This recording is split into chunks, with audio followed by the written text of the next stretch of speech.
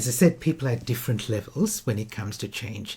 And one of the things that I've found in my presentations is that when I talk about a culture of change, people want different things. Clients want different things, leaders want different things. So I do a keynote about change and creating a culture of change agents, especially now with AI, because that seems to be a change that many organizations feel is imposed on them.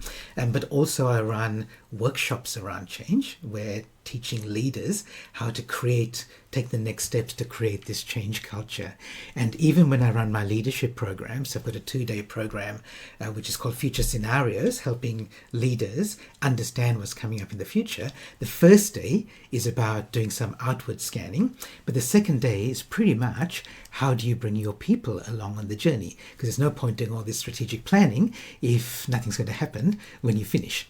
Okay, so that's what we're talking about today, and it's part of this bigger picture around the future of work, which is a really big topic at the moment. People are talking about hybrid work, working from home, looking at the direction that work is taking in the future, looking at how you can be innovative and creative, looking at it's not just in your workplace, but how do you bring in people from outside, even temporarily? What sort of mindset and skills do you need for the future of work? How should we reward people appropriately now?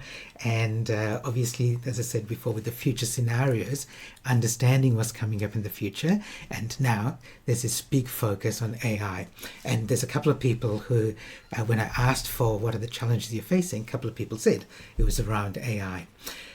So let me talk about broadly. If you talk about the future of work, there are these 4 elements, and today we're going to focus on one of them. It'll be pretty obvious, but all of these 4 are intertwined. The first is understanding the work that's coming up in the future, because if you don't know what's coming up in the future, how are you going to create a culture that's going to be able to do that work?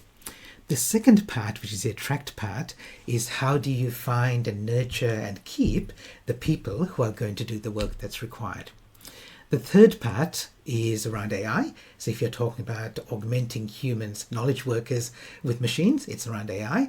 Or if you're talking about augmenting physical work with machines, it's with robots. And the last one, which is the one we're going to focus on today, is this adapt. How do you create a culture that not only doesn't resist change, but is open to it, is embracing it, and maybe even leading it? Okay, so there's the 4 elements of the future of work. Obviously, we're going to focus on this one today, because it's all about creating that culture, but they're all intertwined. You need to know what work's coming up. You need to figure out how you're going to work with AI or robots, and you need to have the right people, and all of those things feed into building this culture.